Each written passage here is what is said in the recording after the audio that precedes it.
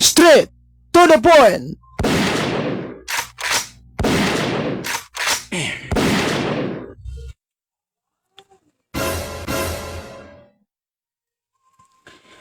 Magandang gabi po sa ating lahat. Welcome po sa ating palatuntunan ang Straight to the Point.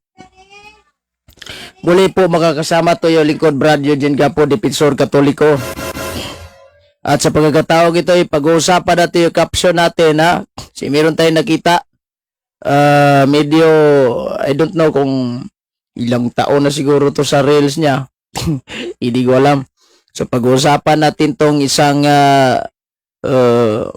pangangaral ng Seventh-day Adventist na dahil daw di umano sa Vicarious Filii naging 666 itong Santo Papa natin. Gaano katotoo kaya ito? Bigyan natin to ng linaw. Bago po ang lahat, manalangin muna tayo. In nomine Patris et Filii et Spiritus Sancti. Amen. Ave Maria, gratia plena, Dominus tecum. Benedicta tu in mulieribus et benedictus fructus ventris tui, Iesus. Sancta Maria Mater Dei, ora pro nobis peccatoribus, nunc et in hora mortis nostre. Amen.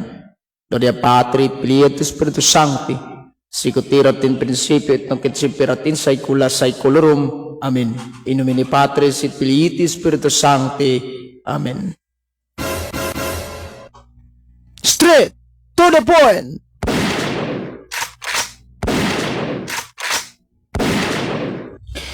Once again, magandang gabi po sa lahat sa ating mga viewers ngayon. Si Brother Jobin Esconde, magandang gabi po sa inyo. Sa lahat ng mga nanonood, lalong-lalo na sa nag-follow, sa lahat ng mga nag-follow sa punto por punto, magandang gabi po sa inyo lahat.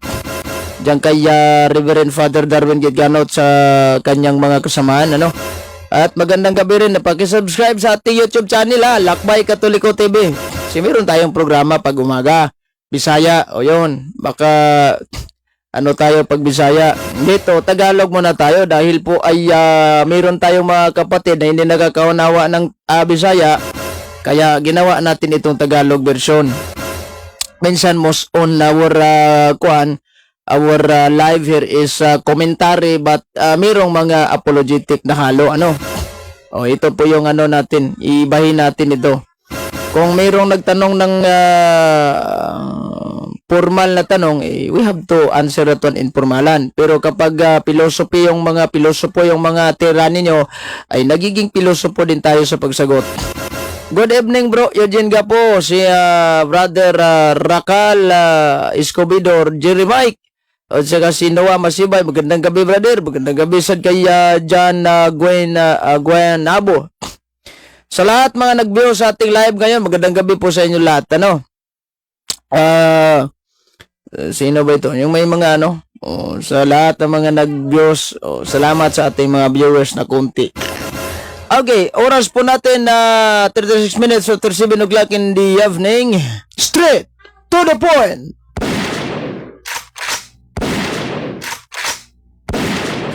Bonom Eve kay Brother Anton Palma Sapal Junior. Nagdindol habang nag-live si Bro Stalwart. Ganun? Di ko alam Ngayon. Baka siguro sa sa Jinsan. Yan, medyo malapit sa yan, Pag may mga lindol o may mga earthquake, sila yung laging natatamaan minsan. Kasi mostly po kasi sa sa pag-earthquake yung pag-uusapan, yung Davao, malapit lang yan sa Jinsan, magkapit-bahay lang kumbaga ika nga. So dyan mostly tumatama yung mga lindol, kaya ngayon si Mr. Kibuloy. Nawawala na ba yung yung sinabi niyang magiging stop na daw di umano yung Oy! Ano ba naman ito? Bago lang natapos ba? Mabuti na lang hindi masyado malakas yung lindol, kasi kapag malakas yung density ng lindol. Alam nyo kasi po, pag lindol, hindi po yan man-made calamities. That is natural calamities po. Walang kahit anong scientist na makapag-predict kung kailan maglindol o kapag bagyo. Kasi mapipredict ng pag-asa yan through satellite. Kaya nga makikita doon sa mapa, saka sa satellite kung gaano siya kalakas at kung kailan siya papasok sa Pilipinas. how many kilometers per hours yung biyahe niya, per minutes yung biyahe niya, yung takbo ng bagyo. Kung tatama ba sa Pilipinas o hindi. Kung magiging bagyo ba yung pagdating sa Pilipinas o matutunaw lang. Yaong kasing mga tinatawag na earthquake, that is natural calamities. Ang delikado po sa earthquake kasi kapag malakas yung density sa lindol, posible yung mga malalaking gusali kapag hindi lang ito patutumbahin o wawasakin, lalamunin pa po ito sa ilalim ng lupa. Yan po yung mga malalakas na tendency ng lindol. Kapag lindol na konti lang, yung kumbaga ika nga nagsindi ka lang ng ilaw, nawawala na kaagad, ha? Ibang klaseng lindol yan. Ibang klaseng lindol. So mawawala yan, yung mga maliliit lang na tendency. At walang kahit anong scientist na makapag-predict sa lindol para makapaganda tayo. Alam ba nyo, yung mga taga Maynila, meron silang kinatatakutan dyan, the big one. Alam ba nyo kasi yung the big one, yan po yung, kasi nag-undergo po kasi kami ng seminar with regards about, dati pa yun, yung nag-college ako, about dun sa mga faults. Pinakita sa amin doon mapa na Pilipinas kung saan galing itong fault, saan may fault. Dito sa amin sa Labason, meron kaming island na tinatawag namin na Bayangan. Bali, dalawa yan, maliit. Yung Baliodyon tsaka yung Bayangan, nagiging sikat yan dahil dinadayo ng turista. Meron kasing dyan mga almost siguro half hours yung biyahe pagbangka. So, in Bayangan, pag-i-comment lang pag may sandali lang. Yung Bayangan, 15 meters away from Bayangan, meron dyan yung fault sa ilalim, yung yung bitak sa ilalim ng dagat. Yan po yung tinatawag daw nila na Manila Trench. Kasi galing po yan sa Manila. Kapag maglindol, may tendency na hihigupin yung dagat sa ilalim ng falls. Ng fault. At pag risbak ng tubig, kawawa kami. Dito sa amin banda yung yung tsunami. Pero wag sana mangyari sana mangyari yan. That's mga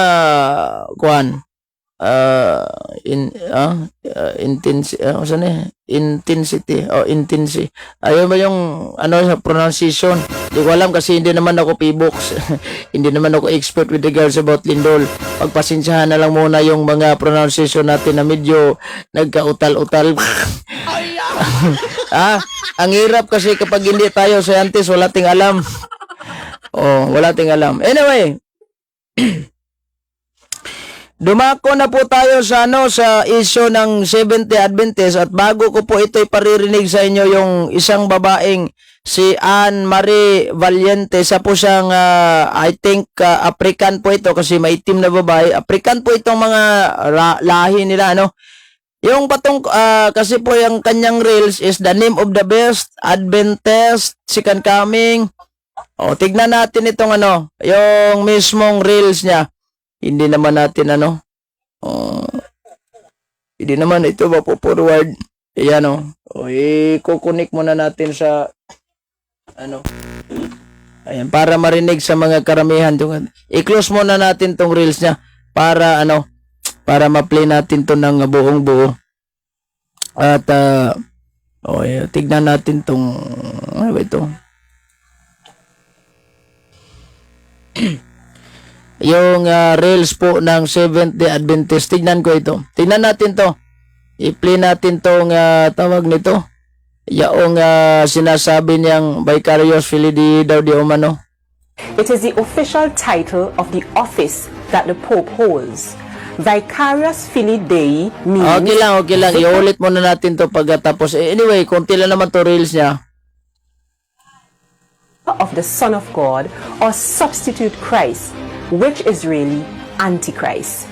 This is a blasphemous name, since there is only one Christ who entered the heavenly sanctuary at his resurrection. We do not need another Christ on earth. We do not need another God.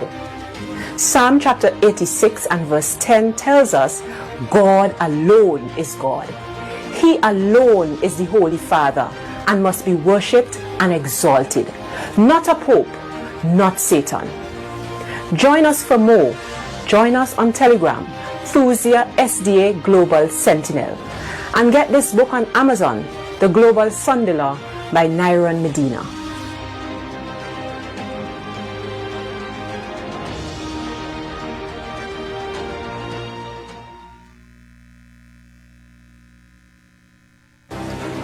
The name of the papal beast is Vicarius Filii Dei in Latin. It is the official title of the office that the Pope holds. Vicarius Filii Dei means Vicar of the Son of God or substitute Christ, which is really Antichrist. This is a blasphemous name, since there is only one Christ who entered the heavenly sanctuary at his resurrection. We do not need another Christ on earth. We do not need another God. Psalm chapter 86 and Ayan. Kaya po yung nagawang payag ng isang Seventh-day Adventist. I don't know kung saan niya napulot itong mga explanation niya. Kaya nga sinabi ko sa inyo, tayong mga Katoliko, mag-aaral tayo upang hindi tayo maloko nitong mga Seventh-day Adventist na lagi namang tinitira nila yung Katoliko. 'Di ba? O yung recently yung live natin so last days ba yun, yung sinabi ko na wala namang Sabadista, na wala namang Seventh Adventist na tinitira yung yung Baptist, yung mga Mormons, wala naman kasi lahat po sila, yung mga Baptist, mga Mormons, lagi nilang inaaway yung Katoliko. Pero nga may nagtataka nga, nagsabi sa akin, ano bang mayroon sa simbahang Katolika na lagi nilang inaaway? Hindi ko alam kung bakit sila ganon. Ang response natin yan is because of Christ. Diba sinabi ni Kristo na dahil sa aking pangalan kayo'y kapuot-putan. Ano ba naman itong so tignan natin, gaano ba katotoo yung sinabi niyang Vicarius Filii Dei na siya po ang official title ng ating Santo Papa.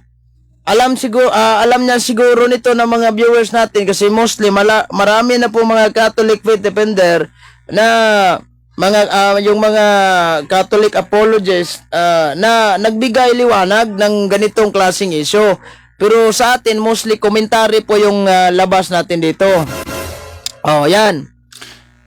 Yun, kapag hindi tayo nag-aral sa ating pananampalatayang Katolika, tayo po'y maluluko. Hindi po original title at hindi po yan official title na Santo Papa ang Vicarius Filii Dei. Saan galing yan? Dan, tignan mo sa sa Wikipedia ha. Alangan naman kasi yan sa Wikipedia. O naka-monitor tayo sa kaya nga marami tayong mga libro rito. In terms of online reference, meron tayong harap-harapang laptop. Hindi naman tayo kagaya ng ibang sikta. Nagbasa ng libro, wala namang ipinakita. Tayo po is, kaya ngayon sinabi ko sa inyo, ayaw kong gumagamit ng librong hindi ko hawak. Baka naman kasi yung iba, manghihingi. Saan ba yung libro? Wala tayong papakita. Wala. So, ayaw natin dito ng plastika na talagang So, gaano ba katotoo ang Vicarius Filii Dei? Base po yan sa Wikipedia, that is for donation of Emperor Constantino. So, kanino ba tayo maniniwala? Sa mga Seventh-day Adventist? Panis na yan dahil po yung isang kanilang theologian na pinaaral nila sa Roma, sa Vatican, doon niya nalaman na yung Filii Dei pala, yung Vicarius Filii Dei is not an official title of the Pope. Yung mga tiara na Santo Papa na kanilang ginagawang 666, mali. Kaya nga, yung thesis niya, nagbigay siya ng payag doon na mali talaga yung kanilang interpretation with regards about 666. Now, meron tayong hawak, kaya Fundamentals of the Catholic Dogma. Tignan natin to. Kung ano ba nakasaad sa Fundamentals of the Catholic Dogma. Itong sa pahina, tignan natin to. Sa ang tawag itong tawag ditong 279. Feds 279. Ganito po yaong banggit ng fundamentals of the Catholic dogma po natin. Ayan. The invisible head of the church is the risen Christ. Saint Peter represent the position of Christ in the external government of the militant church. When we talk about militant church, tayo po yung ngayon, yung present ngayon. Kasi tayo po ay nakipaglaban sa mga siktang sulpot, natatag man lang ng ordinaryong tao. Misa nga yung sinabi ko sa inyo, mas nauna pa nga Tanduay Ram. O yan. Militant church and is to this extent the representative of Christ on earth. Christi vicarious, hindi po vicarious filii. Christi vicarious. Kaya nga kapag magsuma total tayo sa Christi vicarious, hindi po yan fit sa 666 na sinasabi nila. Kanino ba tayo maniniwala? Sa mga Sabadista? They are not the source of the Catholic doctrine. If we are going to believe the Catholic doctrine, then we should have to ask our doctrine, because the Catholic Church is the only source of the Catholic doctrines, not the pastor, not the preacher of the Seventh Adventist or the other cults or the other denomination. Hindi po sila. Kaya nga, kapag sinabing mayroong issue, magbasa tayo. Yan. Hindi po basta-basta ito. Fundamentals of the Catholic dogma. Na kahit ordinaryong tao ng simbahang Katolika, hindi po nila matutulan yan. At hindi po nila maisantabi yan. Kasi pananampalataya po nating Katoliko yan.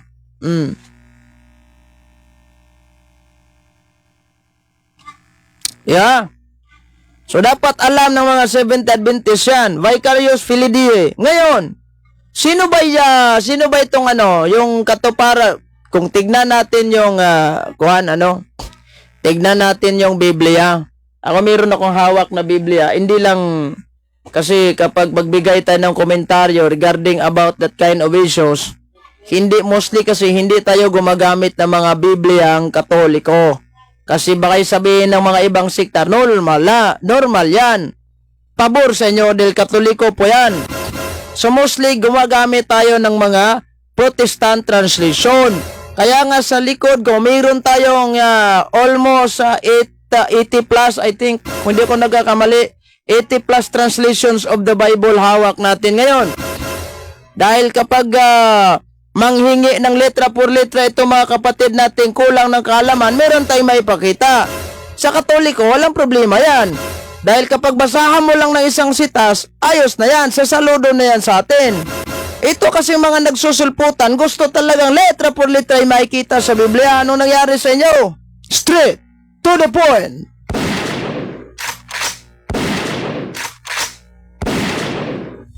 Yeah. So, ayan.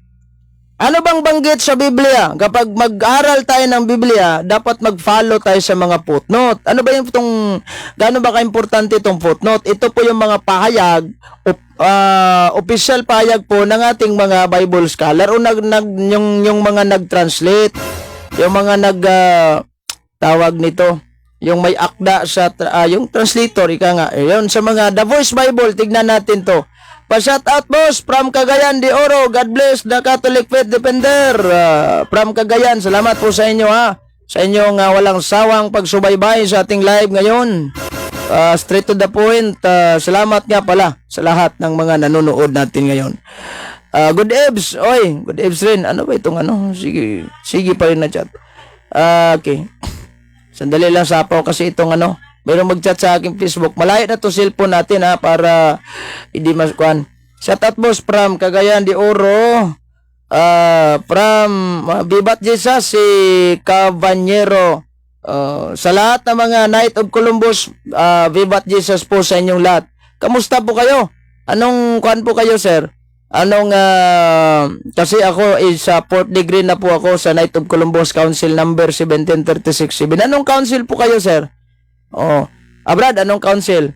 The simple answer is that Cain marriage is marunong yung SD kapag marunong yung Katoliko. So, dali lang. Nawasapaw kasi yung mga nag-chat kaya mawawala yung komento. Saan mababasa sir na ano ba ito? Huwag muna yung asawa-asawa yung pag-uusapan nyo. dahil ako wala pa ko yan. Focus muna natin sa topic O focus muna tayo sa topic. Shout out from sino ba itong nagkuhan sa atin Sapaw masyado tong kuhan.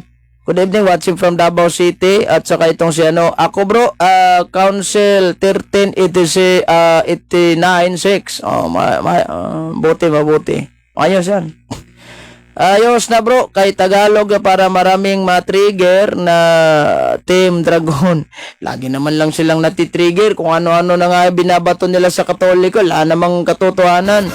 Kumbaga ika nga, nangingiso lang sila ng mga salita na wala namang resibo. Ibang usapan na yan. So, tignan natin tong kwan. Yung footnote mismo ng Revelation chapter 13 verse 18. Ayan Sa The Voice Bible hindi po ito Katolikong translation. Baka sabihin, meron naman sa footnote Katoliko. Meron nga sa sa St. Jerome commentary na hawak natin ngayon. Kaso lang hindi ko lang babasahin. Baka sabihin ng mga ibang sektar, normal yan kasi Biblia nyo yan komentaryo yan, inyo, libro nyo yan, bias kasi, ba ganon. So, gagamit tayo ng mga non-Catholic reference. Ayan The number 666 stand in contrast to the perfection of the lamp and the spirit. Because this number is the number of a person.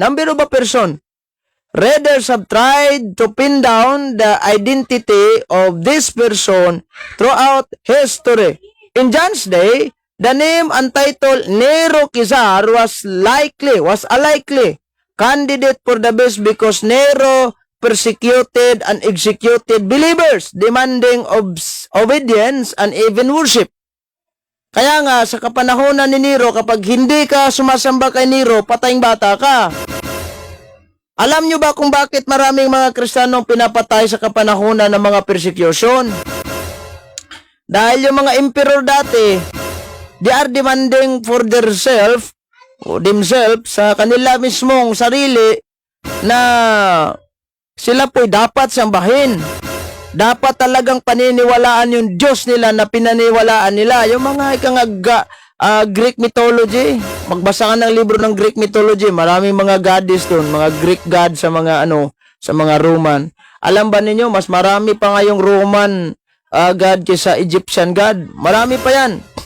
So, batay po yan sa Biblia Hindi po si Pope, hindi Santo Papa, si Nero po.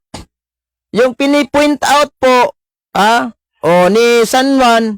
Kasi si San Juan yung yung author sa Revelation, San Juan the Evangelist, hindi yung San Juan na Bautista Yung mismong nagbinyag kay Kristo, hindi si Saint John Evangelist yung nagbinyag. Okay na ba tong hindi ba tayo putol-putol? Pasudla si Gerald Magunda bro. Paki-mention. Bro, layo naman kayong sino ba ito? Si Ngoho. Sino ba itong Glenn Ngoho? Gusto mo bang pumasok? Pasok ka lang. Good evening, si J. Mantilla. So, batay po yan sa Biblia na binasa natin. Hindi po batay sa sarili lang nating interpretasyon. Si Nero po. So, ngayon, kung tignan natin itong senaryo ng Biblia, or magbasa tayo ng English translation, the New King James Version, na may logo pong Seventh-day Adventist. Tignan nyo po. O yan. O ito, may logo ng Seventh Adventist. Kapag Adventista yung mag-issue nito, gagamitin ng mga translation na may logo ng Seventh Adventist. Tatlo po, mayroon ako dito. Yung ang Biblia Bisaya, tsaka itong New King James Version, at tsaka yung International Version na Bibliang may logo din ng Seventh-day Adventist. O yan, ipapakita ko sa inyo ito. Yung sinabi kong New International Version na may logo po nila. Yan colored pa nga yung logo nila dito. O yan. tignan natin ito. Ano bang sinabi sa New King James Version? Siguro kahit mga grade 1 na section marang, alam nito. Siguro kahit mga grade 1 na section tambis, alam mag-uunawa sa Biblia. Alam nila kung paano uunawain yung Biblia. Yan lang kasi nang hirap sa inyo eh. Hindi nyo masyadong inunawa itong Biblia dahil po itong pag-uunawa nyo sa Biblia, yan po yung tinatawag sa mga Bible scholar na accommodated sense. You know what is accommodated sense means? Oh, yung ikaw yung gumawa sa doktrina mo, the Bible was influenced your doctrine, not the doctrine was influenced the Bible. Oh, ini-influensya mo yung Biblia. Hindi yung Biblia na influensya sa doktrina mo. Yan po yung accommodated sense. At saka itong sinasabi nilang vicarious fidelity, this is what we call fiction. When we talk about fiction, it only exists in the mind but not in reality. Parang abstract ika nga. Oh. 'Di ba? Kasi pag sinabi natin fiction, hindi malayo, walang katotohanan. Congrats, member ka na ng punto por punto. Salamat po sa inyong panonood, si Brother Walt sa Briones. 'Di ba? Sige na lang na bro, normal na usig ang mga iro. Ano lang yung mga yung mga comment na Bisaya, sa pasintabi muna tayo dyan. Dito muna tayo sa sa Tagalog translation. Alam ba nyo kung bakit? Marami tayong mga kapatid na hindi bro, mapasok ka kisa maning sino ba itong sinabihan mo na pasok. Kasi meron tayong mga kapatid na hindi nakakaunawa ng Bisaya, kaya magtagalog tayo. O ito, basahin natin to. Revelation chapter 13 verse 18. He is wisdom. Here is wisdom. Wisdom nga. Oh, let him who has understanding calculate the number of the beast, for it is the number of a man. Number of a man. Anong number ito? His number is 666. Ako bro, pasok ako. Sige, pasok ka lang. Oh, sandali lang ha, kasi malayo na to cellphone natin. At ayaw na nating Sige. So, number, tignan natin ulit kayo itong Biblia. Ayan o. Number of a man. Tao po. At saka alam nyo, kahit nga siguro mangmang na hindi man lang marunong mag-log out sa Facebook, alam kung ano yung tao. Tao ba yung tiara ng ng Santo Papa? Tao ba yung vicarious fidelity? Na mali naman yung sinabi niyong official titulo. Hindi yun ang official title ng ating Santo Papa. Bago-bago pala natin binasa yung fundamentals of the Catholic dogma. Hindi po, mali po yan. Pangalan po ng tao ang binanggit. Kaya nga sinirop pangalan ng tao yun eh. Magandang gabi po bro.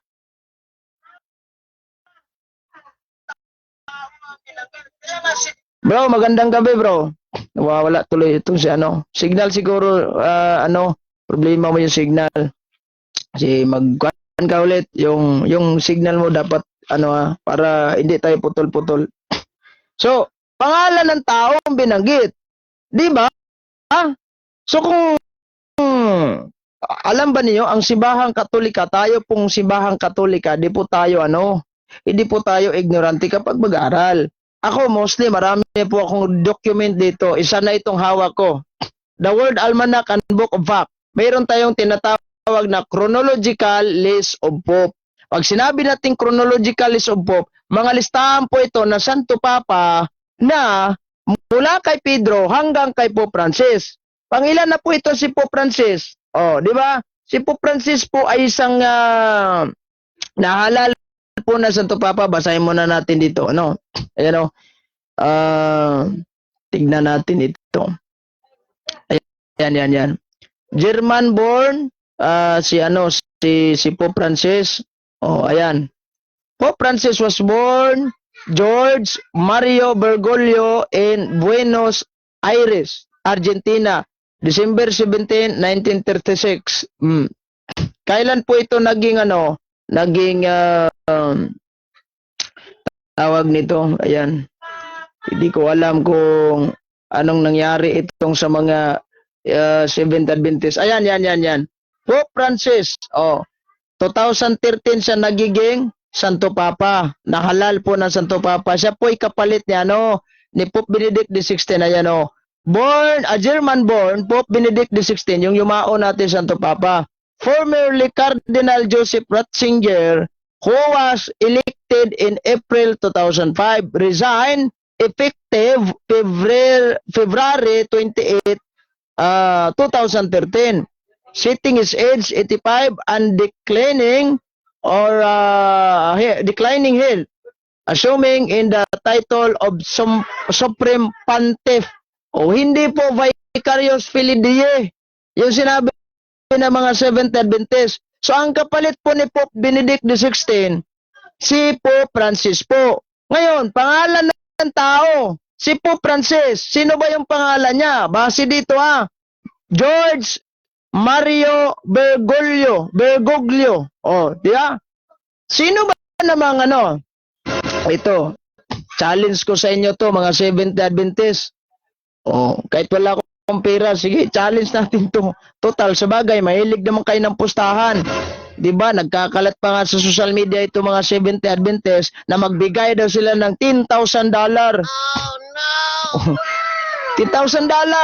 Kung sino mang Katoliko makakahanap ng Sunday po, ay siyang araw ng kapahingaan na mismo ang Diyos ay nag-bless sa araw ng Sunday. Diba, yun po yung mga challenge nila. Kinakalat nila yan sa Facebook. Ngayon, ang challenge ko sa inyo, buhayin ninyo itong si Robert Einstein. Kung patay na ba yan si Robert Einstein o buhay pa ba yan? Lahat ng mga magagaling na mathematician, lahat ng mga magagaling na mga scientist, sige, magtawag kayo. Ipakompute ninyo ito. Ipakalculate ninyo itong pangalan ni George Mario Bergoglio. Kung sumatotal, 666 nga ba? Sige, magtawag kayo. Challenge ko yan sa inyo. Pangalan ng tao binanggit sa Biblia. Ang ginagawa ninyo, istawag nito, ginawa niyong pangalan ng tao ang tiara ng Santo Papa. Mali yun. Ipapasok natin to si sino ba ito si Gerald Bagunda? Ito po ba'y kasapi ng Seventh Adventist? Sige. Sino ba ito? Ipapasok natin to si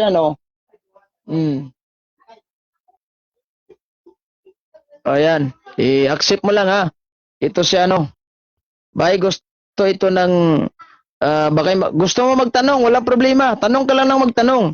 Regard sa topic natin, wag kang magtanong ng araw ng kapahingahan, bakit Sunday sa inyo? Araw ng Bro, magandang gabi po, bro.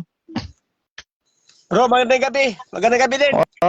Magandang gabi. Open ko lang yung ko. I-connect ko lang ito sa laptop. Lang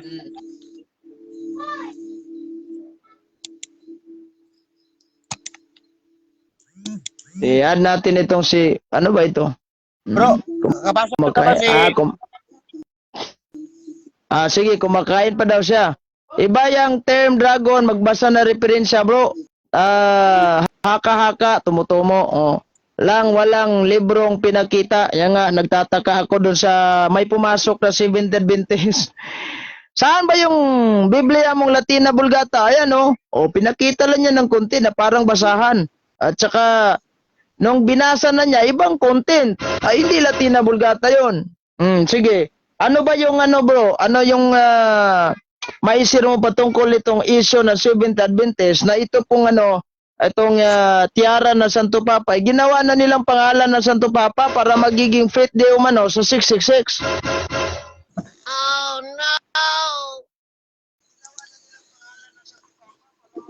Hello bro, hello bro. Hello. Naririnig mo ba ako? Ibalik mo yun bro. Ibalik mo yung tanong bro.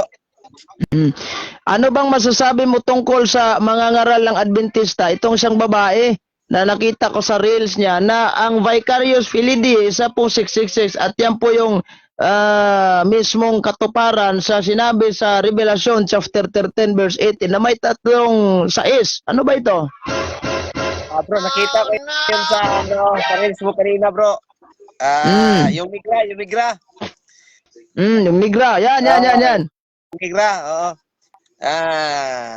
Hindi yan na patunay, hindi yan totoo yung sinasabi niya kasi yung nasa Revelation hindi naman nakabase yan sa maraming tao, hindi nakabase lang sa isang tao. So, Kasi bro, yung mga kuan bro, yung mga ibang mga theologian po ng Seventh Adventist, hindi na nila ginagamit yung vicarious filidae dahil alam nilang mali yun. Iwan ko nga ba itong mga SDA sa Pinas, ay laging yan po nila ginagang alas nila sa mga Katolikong walang alam. ayan na nga bro eh. Doon sa ibang bansa, hindi na ginagamit dahil alam nilang mali. Pero dito sa Pilipinas, ginagamit pa rin nila yon kasi yan ang isa sa kanilang mga strategy. Para marami silang mga Katolikong maluloko. Maraming mga tao na mga hindi kanilang membro ay kanilang maluloko. O lalo na sa ating Katoliko. So yung sinasabi nila na yung revelation, yung nakabase sa tatlong number, yung tinatawag na 666. Uulitin ko na hindi naman yung nakabatay sa simbahan dahil yung simbahan yung puno natin mga 266 na yan. Mula kay St. Peter hanggang ngayon kay St. Francis, no? Pope Francis, Pope Francis. So kung yung batayan nila ay pangalan sa simbahan, ituro nila kung sino. Yung sa tupapa natin na 666. Hindi nila Alam, marami tayong bro, si Pope Francis ay siya po isang naging 266 na po na papa ng ating simbahan mula po kay San Pedro. Tsaka ay ilangan naman kasi si San Pedro naging Santo Papa, naging demonyo rin. Di ba? Ano bang? So, pangalan ng tao binanggit. Si Pope George Mario Bergoglio, hindi po fit sa kanya 666. Saan kaya sila nangunguha ng kanilang mga sariling interpretasyon at computation? Yan nga yung sinabi ko sa inyo, magtawag kayo ng magagaling na matematisyan, isolve nyo yan. Ito si Lynn Goldwhite daw, nagiging 666 na rin ba? Nagiging 666 na yan. Kaya mamaya, i-calculate natin yung pangalan niya. Sige bro, patuloy ka.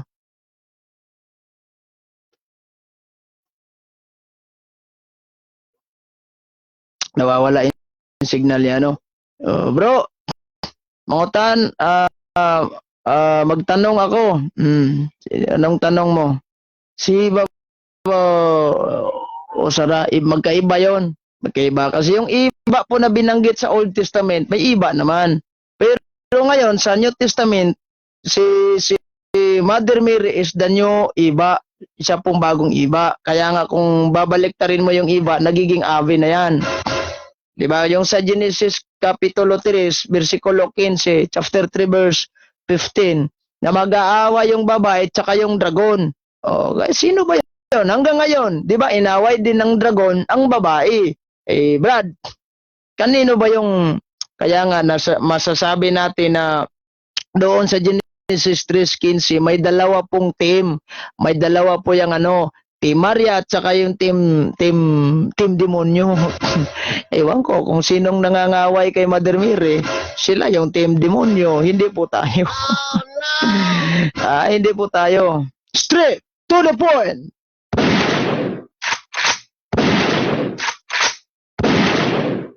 Ngayon, balikan natin tong issue. Itong binanggit po sa Biblia, galing po yan sa pangalan ng tao. So, si San Pedro, di ba, yung original name niya, ginawang Pedro, si Kristo mismo. Ibig sabihin nun, rock. Pero hindi nga lang siya mas mataas kay Kristo kasi si Kristo yung pinakapuno talaga, no? So, mula kay San Pedro, namatay ito si San Pedro dahil pinako po ito ni Nero. Dahil alam mo naman si Nero, ayaw ni Nero ng mga Kristiyano. Alam ba nyo sa kasaysayan, mas brutal. Mahina yung signal niya. Sige. Itong si Nero, mas brutal po siya na emperor dati. Meron ako, naalala ko yung nagiging seminaryo ko dati. Yung schedule ko, by schedule po kasi kami sa mga vacant hour. So maglinis ka ng library. Doon ako sa library naglinis. Ang laki pala ng library ng seminaryan sa seminaryo sa Coriezo de Polog 2015. Merong mga libro na hindi naman masyadong makapal. I think ganito kalaki ganito kalaki. By volume 'yon. Yung isa kinuha ako na lang kasi nakadikit na po siya sa mga kinain na po ng anay. Anay ba yun sa sa English o sa Tagalog o yung mga So, nabasa ko doon, si Nero ay nagbigti sa kanyang sarili. May isang sundalo pumasok sa loob ng kwarto niya kasi yung mga tao ay nalilito na si Nero dahil ang mga tao talaga hindi na alam ni Nero kung anong dapat yun dahil ayun ang yung mga tao ayun ang sa kanya, hindi na siya gusto. So parang nalilito na talaga siya ika nga sa Visayan term, aburido na yung ulo niya. Nagiging aburido. So kaya nga, yung pumasok yung sundalo niya, nakitang may dalang kutselyo ay nagbigti na lang siya. Kaya wala na siyang choice. Yan, si Nero. At faith po si Nero, faith siya po yung sa tukma po sa Revelation 13:18. Kasi yung pangalan niya, kapag sumatotal natin ito sa tinatawag nating Hebrew translation, ilalabas na may 666. At siya po yung, di ba, kung atras natin dun sa may mga tattoo po. O, di ba? Di ba binanggit? Hindi naman sa Papa binanggit noon. Tsaka pangalawa, prophetic book po yan. Pag sinasabi nating prophetic book, pag sinasabi nating prophetic book, siyempre, kanino pa yan na kaninong ibang taong hinuhulaan? Kapag bumabase tayo sa founder ng Seventh-day Adventist, with all your respect po sa inyo, kapag yung Katoliko po yung binanata nyo, ako yung kaharap nyo. Itong si Juan, iwan ko ba kung si Jeffrey rin yan, kung gusto na ba niyang, hindi ko pala na-click yung ang tawag nito, yaong proposal namin na magkaroon ng debate topic Eucharist. Ayaw niya kasi ng Tagalog. I don't know. Ellen Goldwhite.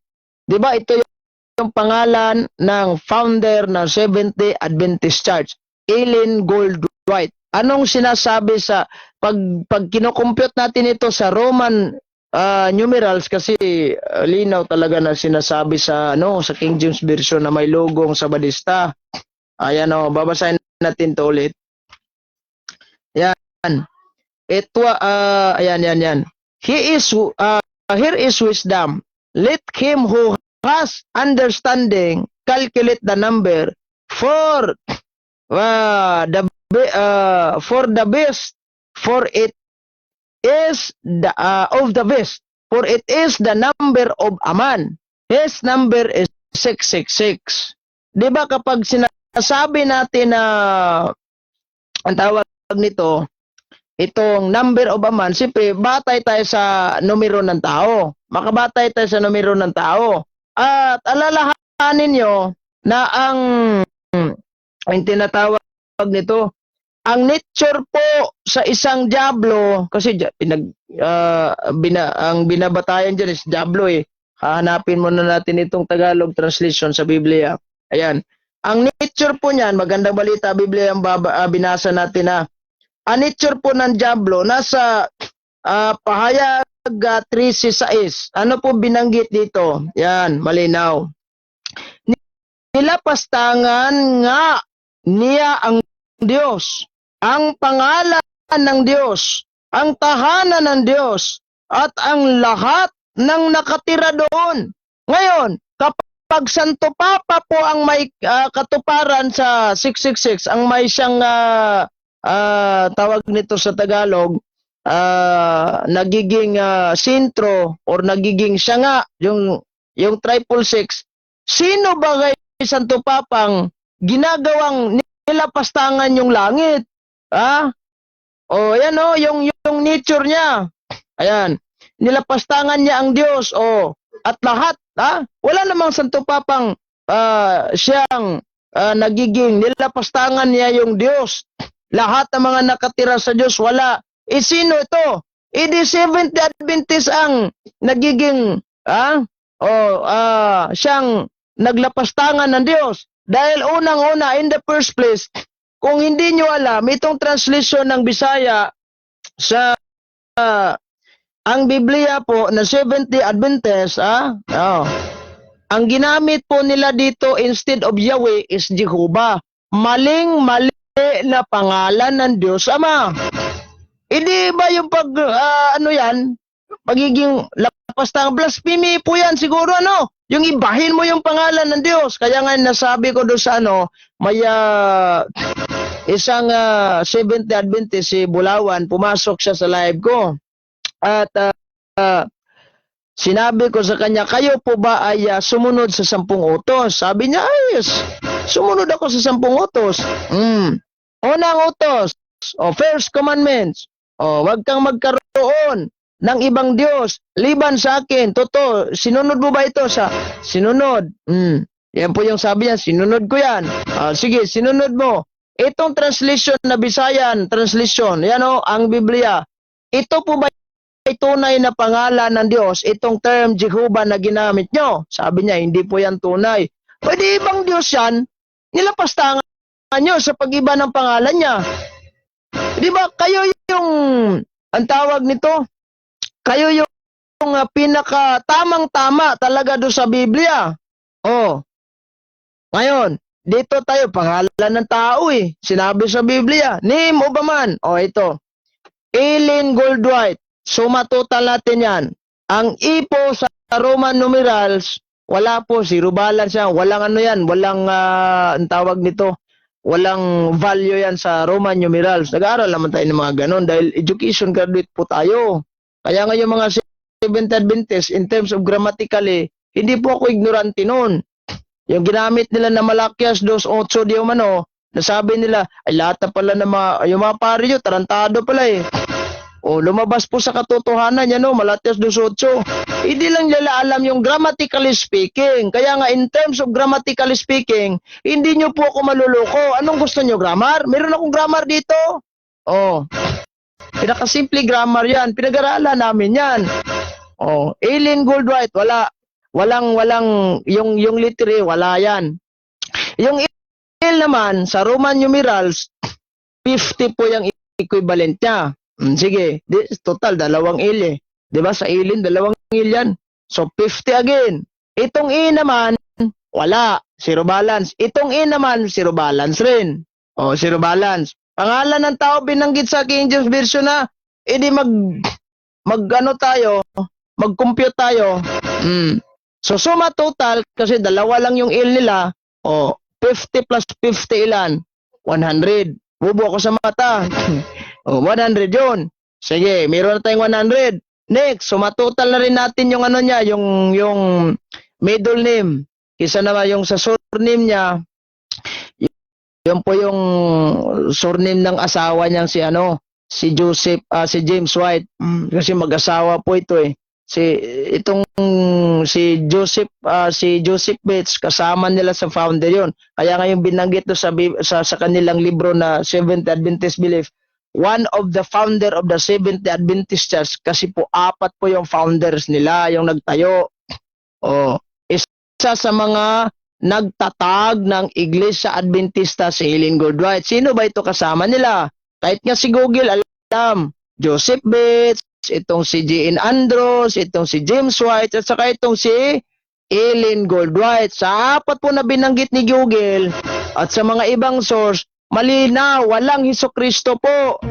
Walang Hesukristong binanggit doon. Straight to the point. Pangalan ng tao. Dito tayo sa kanyang middle name, Gold. Nagiging middle name na rin ito. Gold. Kasi ang tunay talaga ng pangalan nitong si Eileen Goldwhite is Eileen Harmon Gold. Kung hindi ko nagkakamali, Harmon, yung Harmon niya, pangalan pala ng papa, apelyido pala ng papa niya. Bakit Gold yung dinala niya? Nakapagtataka, So, sa Goldwhite, ito tayo sa gold. G, wala yan. Sa Roman numeral, zero balance yan. Sa O naman, zero balance sa Roman numerals, walang kwenta yan. Pag V naman, sa Roman numerals, nagiging 5 yan. Yung equivalent yan is 5. Sa L naman, 50. Sa D naman, sa Roman numerals, ang equivalent nun is 500. So, suma total, 5 plus 50 plus 500. Ilan lahat? Mag-calculate kayo. 555. Oh. So, meron na tayong 100 plus 555. Okay. Itong white naman, yung apelyido ng asawa niya, isuma total na rin natin ito. Yung V naman, dalawang V kasi yan. Kasi kapag yung W, pwede natin yung maihiwalay.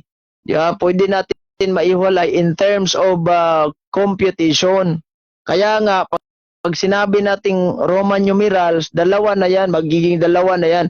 5 at saka 5. So, dalawa V, di ba? O ganun. Pwede nating ihiwalay yan. So, ang H, zero balance, wala yan. Ang I naman, siyempre, uno. Ang T naman, zero balance. Ang E, wala. So, suma total, meron tayong nakuhang 11. 5 plus 5 plus 1 equals 11. Ngayon, 100 plus 555. Oh, para mas maklaro, wala akong calculator. Sige, mag-search tayo ng calculator sa Google. Calculator. Ayan o. 100. Tignan natin ito.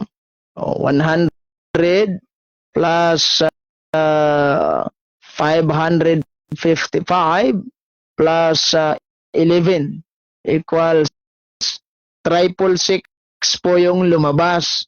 Tumpak sa Biblia na pangalan ng tao yung sinabi. Diba? Tumpak po sa Biblia ang pangalan ng tao yung sinabi. Si Ellen Goldwhite. Kasi po prophetic book po yan ni San Juan. Ngayon, ano ba yung characters? Yung tinatawag natin dito. Yung characters po ng Diablo na binanggit ni San Juan. Di ba nilapastangan, hindi naniniwala sa mga nasa langit. Sino ba yung hindi maniniwala? Sila. Kahit nga santo, nagwawasak ng mga imahe. Parang nasisiraan na kayo ng bait. Anong banggit sa kanilang libro? Ang dakong away, tali sa maayo og dautan, ang malaking away po. Ng mabubuti at masasama. Tinagalog ko na lang dahil po mayroon tayong mga viewers na Tagalog. Bisaya po ito. Yon sa kanilang preface. Ayan o.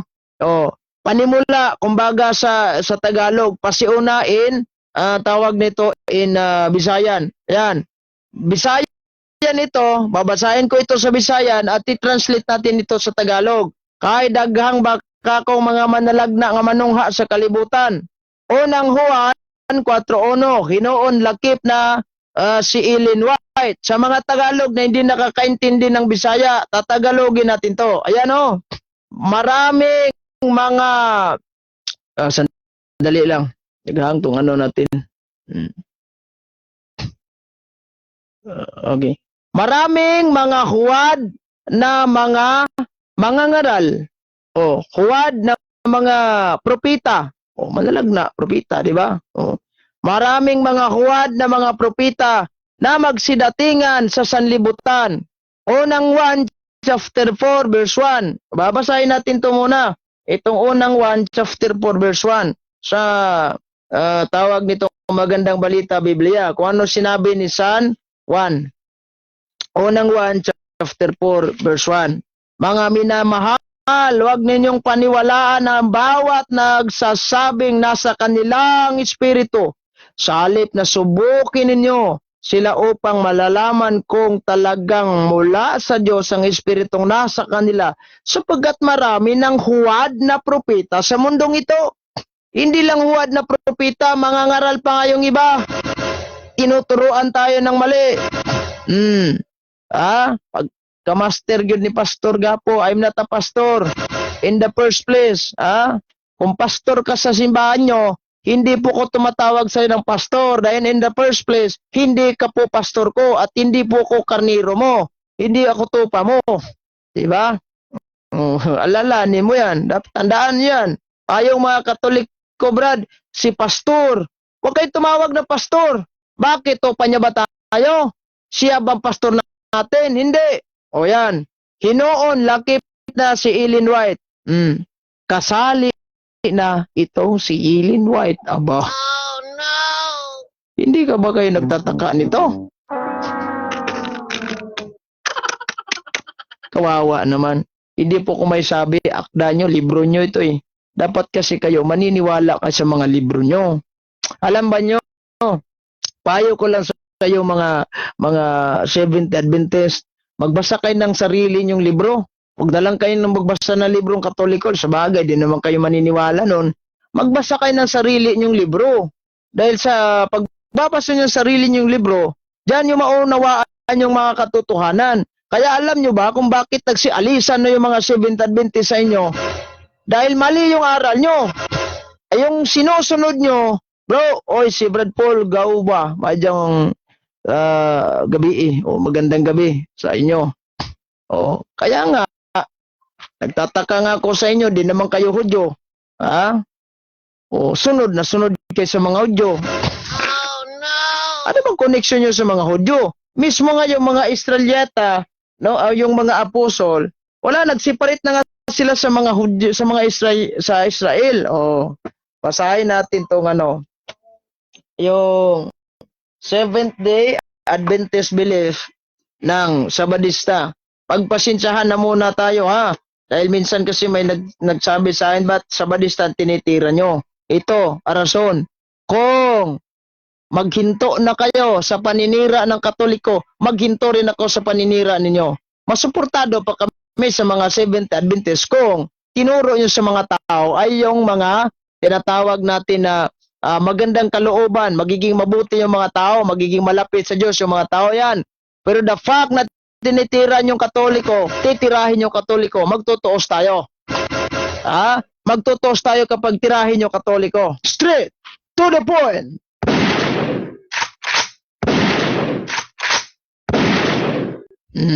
Tignan natin ito. Yung kanilang libro, Seventh-day Adventist Belief. Ano bang nangyari do sa mga apostol? Ayan. The Apostolic Church become an independent organization. Alam nyo siguro kung ano yung independent organization. Separate from the nation of Israel. It is stated very clearly that the Apostolic Church become independent organization separate from the Roman, from the nation of Israel. And that's why, I wonder why, I wonder how.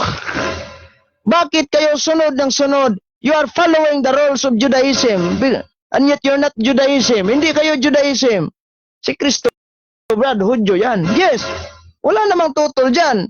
Nationality of Jesus Christ, hindi po siya Pinoy. Siya po'y Hudyo. Pero alalahanin nyo, si Kristo po, hindi sinusunod niya yung mga tradisyon ng mga Hudyo.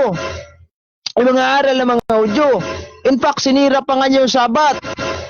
O, mapunta muna tayo sandali sa Sabat. Ayan o. Yung may logo din ng Seventh Adventist na the New King James Version. Basahin natin to. St. John chapter 5 verse 18. O, malinaw, klaro. Yan o. O si magandang gabi nga pala kay Nahin Bakos. Saka ito si Brother Delpin Pano Rabago. Magandang gabi po sa inyo. Basahin natin to, St. John chapter 5, verse 18. Ay, balinaw talaga pagkasabi ni Kristo. Ayan o. Therefore, the Jews sought all the more to kill him. Because he not only broke the Sabbath. Jesus Christ broke the Sabbath, hindi siya sumusunod. Alam niyo kung ano yung, may magtanong sa atin, Brad, ano ba yung religion ng mga Hudyo? Ayan, tignan natin itong isang ebidensya natin. Marami tayong bigyang liwanag, bigyang linaw. Yung may mga ngaral lang Muslim. With all your respect sa kapatid natin mga Muslim alam ba niyo na hindi ako tumitira ng mga Muslim sa live ko? Pero minsan, kapag mayroon silang itinitira, we have to tirahin natin yung argumento nila. Yung Muslim nangaral na si Jesus guys, at saka ito si Mother Mary, mga Muslim. Tingnan natin yan. Bigyan natin linaw yan. Na pastoral way na lang siguro, ha? Hindi yung tira ng tira tayo. Pagkaya ng mga Seventh Adventist, madalas po kasi silang nanira sa Katoliko, yung mga Adventista. Kaya nga, bubumbahin ko kayo. Kapag namumba kayo sa Katoliko, kung mayroon naman kayong mga salwisi, sinabi nyo na bawal talaga ito, wala. So, we have to respond that one into a pastoral way of answering the allegation of what the Seventh Adventist or the other Sikh denomination. Pag tumitira sila sa Katoliko, titiraan natin yan. Ha? Pag tumira sila sa Katoliko, babanatan natin yan. So what? Kasi kapag sinabi natin nga pala yung ecumenism, birong limitado yan. Birong limited. Ay hindi naman magiging ecumenism tayo kapag tinira na tayo. Sana ba yung ecumenism? Di ba? Mawawala na yung ecumenism kapag tinira niya tayo. Hindi naman tayo nagiging siguro parang pagong na papaluin na yung ulo ay gumagano lang sa kanyang sariling bahay. Oh, iba na yung mga Katoliko ngayon. Lumalaban na. Kaya nga through social media, nag-engage na tayo. Lahat ng mga social media, kumari, pinapasok na natin. Dahil yung mga Diablo ngayon, yung kanyang mga Lipures, double time na po sila. Triple time na kumbaga kung maaari. Straight to the point. Ha? O double time. Kaya nga tayo, kahit sa ang social media, pinasok natin yan, kinakaladkad natin yan, tiningnan natin yan. O yan. Page 49. Itong libro natin na Introduction to World Religious and Belief System. Judaism is an ancient monotheistic religion that traced its origin as an organized belief system during the Bronze Age in West Asia. The religion of the Jewish people. Hudyo po, si Kristo, hindi po siya umanib sa Jewish religion. Kahit Hudyo siya. Dahil alam niya na hindi po itong relihiyon na karapat-dapat sa tao. Alam ba ninyo ang rason bakit inaway si Kristo sa mga Hudyo? Balak siyang patayin, pinatay nga. Dahil hindi nagustuhan ng mga Hudyo si Kristo at lalong-lalo na kanyang mga doctrine. Dahil kapag si Kristo po'y umanib sa relihiyong Hudyo, ang pananampalataya po kasi ng relihiyong Hudyo, iba po sa kay Kristo. So hindi magkakaintindihan. Kaya nga si Kristo, dahil love, siya po yung founder Love, God is love, di ba? Nagtayo siya ng sariling simbahan ni Kristo. Kasi katuparan sa hula ni Propeta Daniel, di ba? 2:44. But in the days of the kingdom, the God of heaven will set up the kingdom that shall never be destroyed. Kahit ngayong authorization, hindi po maagaw nino man tao. Di ba? So, Jewish people, ang simbahan na itinayo ng ating Panginoong Jesucristo, hindi po nakabatay sa racial. Rasa ba? Kung ba ika nga, hindi po nakabasa. Nakabase. Kasi kapag binabatayan nyo ang salwisi racial, kawawa tayong Pinoy. Dahil hindi tayo kasali sa kaligtasan. Dahil Pinoy tayo, di tayo mga Hudyo. So since yung simbahan niya is ecclesiastical, kaya nga sinabi ko sa inyo, kahit ano parasa mo, kahit Japan ka pa, kahit Hapon ka pa, kahit Pinoy ka pa, kahit Amerikano ka pa, kahit Inche ka pa, kung ano-ano pa tribo mo, kapag ikaw po you are belong to the organization, belong to the fellowship of Christ, then you are kasali ka sa kaligtasan. Di ba? So yan. Si Kristo, wala naman tayong question nun So ito, habang nag-scroll tayo doon sa Facebook natin, may babaeng nangaral. Saan nyo kaya napulot itong Vicarious Filii? Inaral nyo ba? Alam nyo, panis niyo yung pandar nyo. Tinatakot nyo, iba, itong mga bunagin, ang mostly kasi yung pananakot sa mga bunagin para lang maakit itong mga Katoliko, lalong-lalo itong mga mangmang sa kaisipan, rapture. Rapture. Rapture yung pananakot nila. Sa 70 Adventist Church, dalawa. Kung hindi rapture, walang rapture. Yung, I don't know kung yung Seventh-day Adventist, nangangaral ba sila ng rapture? Mostly kasi sa mga born again, Pentecostal, Methodist, Baptist, yung, di ba, pinag-uusapan na natin yung sa Visayan term itong rapture. So, ibabalik natin ito yung, may mga Tagalog kasi natin na mga viewers na hindi nakakaintindi ng Bisaya nga, sinabi ko sa inyo. So, yung mga ibang topic natin dati, i-recap natin yun, dagdagan natin ito na more on commentaries na about tungkol ito sa rapture. So, ngayon, ayun sa Seventh Adventist, iba yung sa kanila. Kung hindi nila maakit itong mga Katoliko sa bigas, itong sa mga pakulo nila di umano na may raffle promo sila sa cellphone, may mga bigayan ng groceries, o tatakotin nila itong tao sa pamamagitan ng kanilang sinasabing sandilo na dumarating, dadating din na yung sandilo sinabi niya. O ni Jarmuan niya ba yun? Bakit iba pang mga ngaral ng mga Adventista sinabi? Ano ba yung sandilo? Di ba naitakol na natin yung sandilo? Sa first account ko yun, yung hindi pa restricted yun. Matagal yan, Bisaya nga lang. So, pag hindi sandilo, ito, Mark of the Beast, Santo Papa nyo, 666. At alam ba ninyo kung anong ginagawa nila sa Santo Papa? Kung kayo po'y updated sa mga social media, nagkakalat ng mga fake news. Oh, no! Anong fake news, Brad? Fake news, yung tawag nito, yung kumukuha sila ng mga picture ng Santo Papa at nilagyan nila ng sungay. Yan po yung mga edited. Hindi naman halata. Dahil yung ginagamit nilang editor, hindi CapCut. Hindi CapCut yung editor.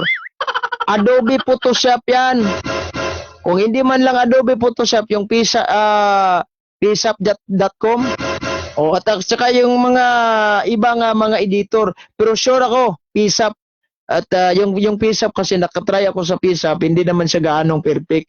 Yung Adobe Photoshop, grabe yung Adobe Photoshop. Kahit nga yung tao na kulang yung mata, lagyan ng edit, parang may mata na rin. Ha? Professional editor siguro yung gumawa ng may Santo Papa na nagkamayan do sa Diablo. 'Di ba? Yung mga na-trending sa social media. Halimbawa, ito, ID po ito ng Poses of Love. Nag-scroll ang isang Katoliko sa halimbawa, na may mga Katoliko naman na kulang talaga na ang kaalaman ha. Ultimo nga sa Facebook, hindi nga marunong mag-logout, hindi nga marunong mag-setting. Parang ganon-ganon lang sa Facebook, o sa timeline, yan, sa wall, ganon. Nakita, picture ng Santo Papa to, nagkamayan ng Diablo, sino kaya nag-post? O, halimbawa, yung madalas mag-post nun, yung mga Iglesia ni Cristo, pinagsasawsawan din ng Sabadista. Hindi naman ang originality nun, pinagsasawsawan na lang ng mga Seventh Adventist yun. Kasi pare-pareho naman kayo, mga picky. Mga pick naman kayo. Yeah. Now, nakita sa Facebook, biruin mo, Santo Papa, kinakawayan yung demon. May iba pa yung edit nila, yung sa Vatican, na may mga ribulto, di umano ng mga Diablo doon sa bandang gilid ng bubong. Marami yun. Hindi halata. Dahil Photoshop, Adobe yung ginamit, Adobe Photoshop. So, pag may nakakita, gaano katotoo ito? Gaano katotoo? So, yung nag-post, mag-confirm siya doon sa nag-post. Siyempre, yung nag-post, Katoliko to, nagtanong, lalasonin natin to. Totoo yan. Bakit alam nyo ba? Nandun ba kayo sa Vatican? Nakita nyo ba? May video ba? Huwag kayong maniniwala. Ha? Yun nga, yung may Seventh Adventist, nagpalabas pa sila ng video ni Pope Francis na nagsasabi si Pope Francis na mabuti pa nga daw yung Sabadista, tamang-tama yung Sabadista, ang ginawa sa turdi yung pamamahinga nila. Yung pag-translate nila, maling-mali pa. Huwag nyo kami lukuin, lumang pandar na yan. Lumang pandar na yan sa inyo. Kaya nga Brad, yung katuparan, 666 yung Santo Papa nyo, dahil yung picture. Alam niyo kung bakit mahilig itong mga Sabadista mangaral, gamit yung laptop. Dahil nila ipalabas yung mga edited picture nila. Yung Poe Nazareno na nakaganon yung mata. Nakaganon yung dila. Di nyo nakikita yon. Pasan pa niya yung cross. Yung mata iba na. Ini-edit na nila. Grabe talaga, no? Yung mga ginagawang kabastusan nila sa imahe natin. Yung mga kabastusan na ginawa nila sa ating Santo Papa. Sa lahat ng mga santo. Yan na siguro yung katuparan sa hula. Yung binanggit na, no? Sa Revelation, di ba? Chapter 13 verse 6 sa Revelation. At mayroon pa. Binanggit din na ni San Juan. Sa Revelation 13, basahin natin, 7, 13:7. Kasi kapag binasa natin ito sa 6 din, he opened his mouth and blasphemy against God. To blaspheme his name, his tabernacle, and those who dwell in heaven. Tabernacle po, papasukin mo yung Seventh-day Adventist Church, yung parang sabog na sabog ba? Matino ang isip ko, pero ako'y sabog na. Yung mga sabog na Seventh-day Adventist. Sige, papapasukin mo yan doon sa katedral, makakita na tabernacle, magwawasak yan. Diba? Nilapastangan, lalong-lalo yung mga nakatira sa langit. Mga santo natin. Anong ginagawa? Sinunog, nagla-live pa sa Facebook. Maling moves kayo eh. Sa 7, malinaw. It was granted to him to make war with the saints and to overcome them, and authority was given him over every tribe and tongue and nation. Make war with the saints. Kaya hanggang ngayon, usig ng usig sa ating mga santo. Diba? Inusig niya lang ating mga santo. Hindi ko nga maintindihan eh. Kung anong klase kayo, mangangaral ba kayo, preacher ba kayo, parang kontrabida siguro ito sa ano. Oh, no! Parang kontrabida. Kung tingnan ninyo, parang sabog talaga, nagwawasak. Kung hindi man lang nagwawasak, nagwawala sa comment section. Pati mga pare natin titirahin.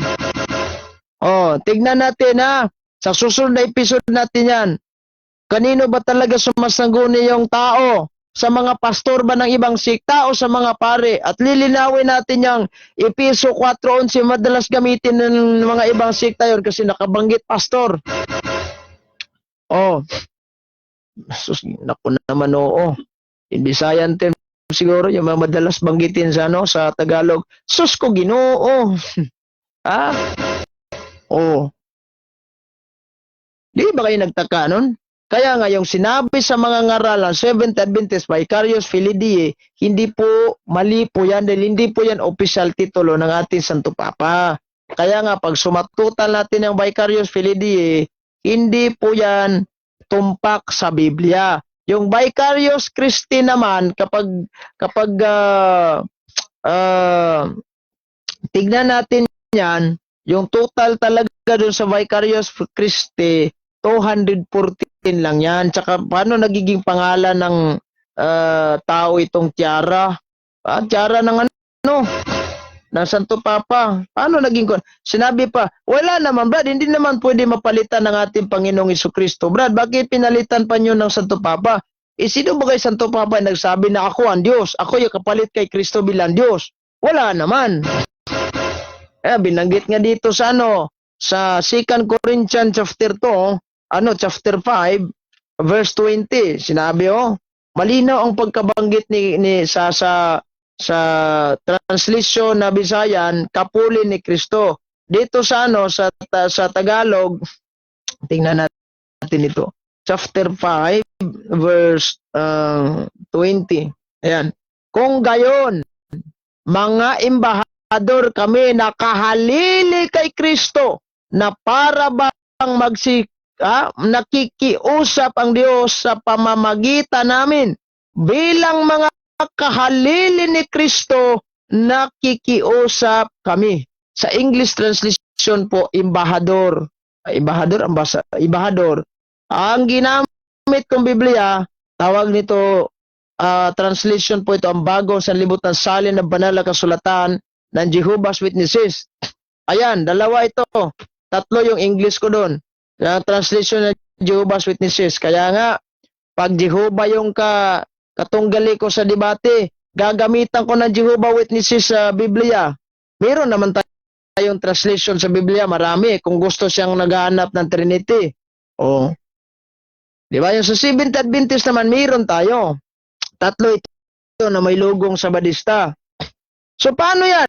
Nagiging blasphemy ba yung ginagawa ni Kristo? Ano ni San Pablo? Dahil pinalitan niya si Kristo. Ano bang ibig sabihin na kahalili sila ni Kristo sa mga gawain ni Kristo? Sila nagiging kahalili. Sila po yung nag-continue kasi si Kristo nasa langit na. Kaya nga, in the evil sense, in the first place, ang inutusan po ni Kristo, hindi po si Ellen Goodwhite. Ang inutusan ni Kristo po, yung mga apostolis. Sino ba ito mga apostolis? Mga pare, hindi po mga pastor ito. Diba? Sumalinaw. Ngayon, kung titignan natin yung senaryo sa Biblia, walang mababasa, Brad. Ayaw naming maniwala. O bakit pinaniwalaan nyo si Ellen Goodwhite? At wala namang nakalagay sa Revelation chapter 13, verse 18, na yan po yung vicarious filii. Kapag, yun nga, sasakyan natin yung granting without admitting for the sake of the argument, saan bang yung ebidensya ninyo? Can you cite an evidence? Do you have an evidence? I don't know. Siguro, tapos na siguro itong Pasko. Lagi kayong isyo ng isyo sa simbahang Katolika. Di ba? Ito namang si ito ba yung katunggali ko ng debate? Noong Holy Eucharist yung topic namin. Kawawa naman. Gumagamit pa siya ng translation ni Jimmy Swaggart. Natural, normal sasabihin ni Jimmy Swaggart yung Holy Eucharist na tinatawag nito, symbolikal. Dahil in the first place, hindi po siya naniniwala na yan po ay tunay na laman ng ating Panginoong Jesucristo. Ako naman oo. Kayo, kahit ano na yung mga klaseng pandar ninyo, kahit ano, Daniel City 25, hindi po yan papa. Nakariper po yan sa imperyo ng Roma. Ayon po yan sa ating mga komentaryo sa Biblia. Kasi kapag Santo Papa po yung halimbawa, i-grant natin, paano yan? Binanggit sa Daniel City 25, nagpaplano pa lang. Nagpaplano na ibahin niya or change. Sa simbahang Katoliko, wala na. Nag-change na po kami, hindi po plano. Halimbawa, yung kalendaryo, hindi naman tayo hindi naman tayo mga Hudyo para mag-follow sa kanilang counting sa kanilang oras. Kaya nga, sunset to sunset yun sa mga Hudyo. Sa atin, iba, 24 hours talaga. Kapag umabot na tayo sa alas 12 ng hating gabi, saka na tayo anong araw ngayon? Sa Wednesday. Mamayang alas 12 ng ating gabi, saka na tayo mag-Tuesday. Mindset ba? Mindset. Di ba? Dapat alam ninyo. So, kay may bawaan na to,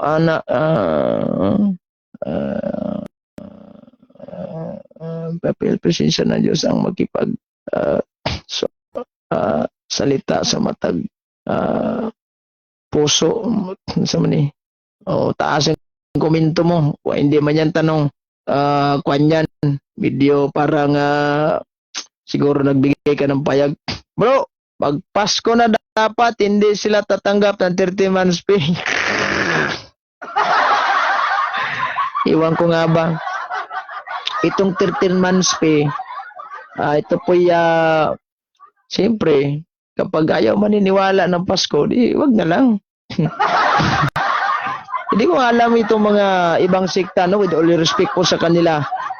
Hindi naniniwala ng Pasko, pero nakikisali naman ng Christmas party sa Purok. Sa Purok. Ano nangyari sa inyo? Hebrews kasi si Kristo anak ng Diyos, Pangulong Pare. Yes, tama yon sa Hebrews chapter 3 verse 1. Hebrews chapter 4 verse 14 to 15. Pangulong Pare po siya. Punong pari mismo. Normal, yung kanya mga alagad, pari rin. Ay ito, may tanong, Brad, yung pari inyong Katoliko, saan ba yan nabilong? Daw kay Kristo. Oo. Kayo, wala kayong pare, di problema na yun. Bro, sino ba yung maliit daw na sungay sa Daniel? Yung wala namang binagit sa Santo Papa doon na maliit na sungay. O magbasa tayo ng mga komentaryo, mabubukasan pa tayo doon, di ko na ano. Nasa ano yan, sa tawag nito, sa St. Jerome Commentary. O nasa ilalim yung book natin, mabubukasan pa tayo. Oras sa 53 minutes after 3 o'clock in the evening. Straight to the point.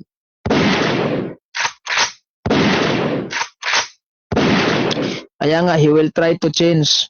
Sa simbahang Katolik, nag-change na tayo. Diyan, try pa lang. Nagbabalak pa lang, yung mga ganun. So, hindi po yan referado sa ano.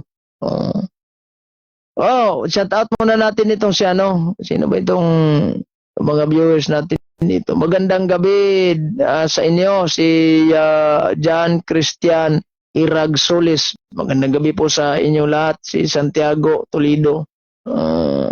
Saras Butik. Si ano to? Itong si Saras Butikyo. O sa may ano bang correct pronunciation. Itong si, by the way, pag-usapan, babanggitin muna natin ito sandali. Ito si Saras Butik, nagtataka siya kung ano yung version na binanggit na sa Bisayan term yukbuin ninyo ang tanan santos diha kang Kristo Jesus. Nagtataka siya kung ano yung Biblia ang ginamit ko. Samantalang sa kanyang Biblia, wala naman nakabanggit. Normal yun dahil magandang balita po binasa mo. Ang binasa ko po is tawag nito ay Latina Vulgata ni Monsignor Yap. Yung Bisayan translation, nakalagay talaga doon. Sa English translation po yan, sa tawag nito, Do I Rhyme version, Great Every Sins in Christ. Di ba? Nakalagay po kasi sa ano, sa Latina Vulgata, yukbuin ninyo ang mga santos diha kang Kristo Jesus. Yan po yung banggit sa Bisayan term. Yung mga Bisaya dyan makakarelate nito. Sa English translation po kasi, sa Do I Rhyme version, ito yung meron din na to sa sa Seventh Adventist na translation na Biblia, yung sa New King James Version. Meron yan, nakabanggit yan. So dito sa atin is tawag nito, Great Every Sins in Christ Jesus. So, wala naman siguro silang santo. Ayan, ito, babasahin natin to. Salot. Yan hindi great, salot. Salot ye every saint in Christ Jesus sa Colossians chapter 4 verse 21. Sa Ephesians, by the way, hindi Colossians, Ephesians, sa Philippians chapter 4 verse 21. Salot ye every saint in Christ Jesus. Nagtataka siya, wala namang salot sa aking, wala namang santo sa akin. Ay problema mo na yan kung walang santo sa inyong simbahan. Dahil po yung tunay na simbahan talagang may santo, dahil po yung bunga ng pananampalatayang Kristyanismo.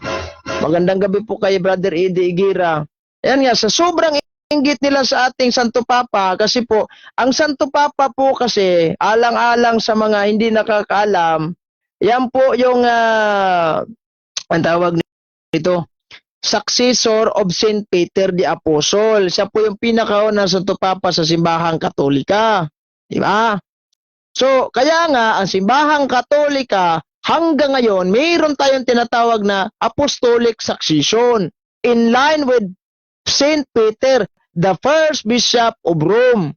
Kaya nga, kahit saan kang kasaysayan magbabase, kung kasaysayan yung batayan nyo, mayroon talagang nakalagay doon na chronological list of pope. Doon sa Collier's Encyclopedia, mayroon may nakalagay talaga ng mga chronological list of pope. Diba? Since luma na po itong encyclopedia natin, tagal na to. So hanggang kay, kung hindi ako nagkakamali, nabasa ko doon, hanggang kay Pope John Paul Disikan. Pagkamatay ni Pope John Paul Disikan, I don't know kung naka-record pa ba dito si Pope Benedict XVI, kasi mostly po kasi sa mga encyclopedia po natin, lumang na yan, lumang edisyon na yan. Magandang gabi bro, kaya Sis Elizabeth Oñati. Nandito pala yung isa sa mga sponsor natin sa mga libro natin, marami sila nagko-comment, no? So mga lumang edisyon, siyempre may mga chronological list of Pope na hanggang kay Pope John Paul Disikan lang. Bagay magtaka kayo na bakit hindi nasali si Pope Francis at saka si Pope Benedict dito, kasi may mga lumang edisyon. Ito, may The World Almanac and Book of Fact na 2016 edition. Ito po sa akin 2020 edition. That is why kompleto po ito. Mayroon na nakaakibat dito, nakalagay na po yung pangalan ni Pope Francis. Si Pope Francis po isa po sa mga present po natin ngayon. So sila po yung mga successor of Saint Peter, kasi kapag sinabi natin dito sa kasaysayan, Roman Catholics considered Peter the Apostle to have been the first bishop of Rome and the first in line of Pope extending to the present. Kaya nga sa chronological list of Pope, makikita natin dito na nauna talaga ito si San Pedro, tsaka itong si Pope Linus, pangatlo itong si Anacletus, Saint Anacletus, si Saint Clement, si Saint Evaristos, hanggang kay Pope Francis. So ngayon, sumatotal, ito bagay binanggit sa Biblia, si Pope Peter, si Pope Linus, si Pope Anacletus, si Pope Clement, si Pope Evaristos, si Pope Alexander IX, si Pope Sixtus IX. Mabubukasan pa tayo magbasa ng kadami-daming pangalan ng Santo Papa. Yun nga yung hamon ko sa mga Seventh-day Adventists. Kung totoo yung allegation ninyo, if your allegation is true, then magtawag kayo ng mga magagarang mga tao, yung mga mathematician. O tawagin yung mga yung summa cum laude nyo. I-compute nila ito. They have to calculate this. Kung ito mga pangalan na binanggit, tumpak pa sa Biblia ang 666. Kung may tumpak man isa, kanino kaya yon? Sige, maghanap kayo. Kasi ito si Pope Landos. Si Pope Landos, i-calculate nyo kung 666 ba ito. Si Pope Leo XIX, wala ni mismong pinakamatalino, pinakamarunong na mathematician na may compute nila itong pangalan na Santo Papa natin. Wala, di ba? So that is their only imagination. Yung imagination, sad naman. Imagination lang po nila yon. Sariling kuro-kuro, sariling haka-haka. Kumbaga, ibig sabihin, pag sariling kuro-kuro, haka-haka, wala pong katotohanan yan. Kapag walang katotohanan yan, sa puwira natin yan. Mismo nga yung Simbahang Katolika, kahit pa sinabi, itong private revelation, di ba? Ang banggit po sa ating Catechism of the Catholic Church, mismo private revelation na yan. Hindi po basta-basta yung private revelation. May ibang mga santo nga, pinakitaan ni Jesus Christ. Iba, yung mga ganun. Yung iba, mayroong nangyaring aparasyon ni Mother Mary, private revelation na hindi na-approve ng simbahan. According po yan sa ating, according to the Catechism of the Catholic Church. However, they do not belong to the depository of faith. Hindi po yan belong sa depository of faith. So, kapag yan, how much more yung mga sinabi ng mga sabadingding na sinabi nila na ay Santo Papa nyo, galing demonyo yun. Yung pastor nyo, demonyo, Diyos-Diyosan Nakabanggit pa nga sa Biblia, sa sulat ni Zacarias, di ba? Yung pastor ay nagiging Diyos-Diyosan. Oh no! Kawawa naman pala itong mga Seventh Adventists. Sa lahat ng mga nanonood alam ko naman na mayroong mga nasasaktan na taste na lang kayo. Dahil in the first place, nasa simbahan naman kayong tatag ng tao. Problema nyo na yan. Oras 9 o'clock na sa gabing ito. O 2 minutes after 9 o'clock in the evening. Straight to the point.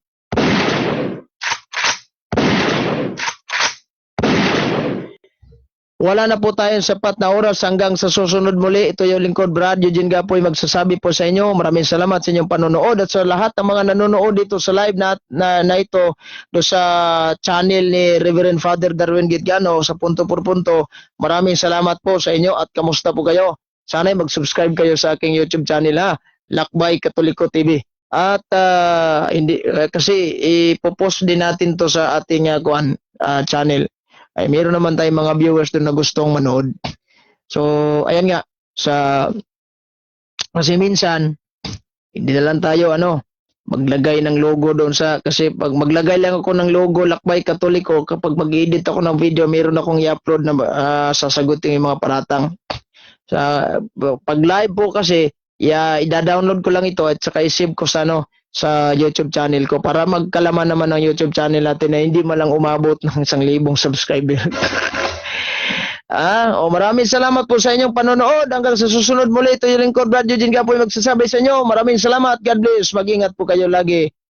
In nomine Patris et Filii et Spiritus Sancti. Amen. Straight to the point.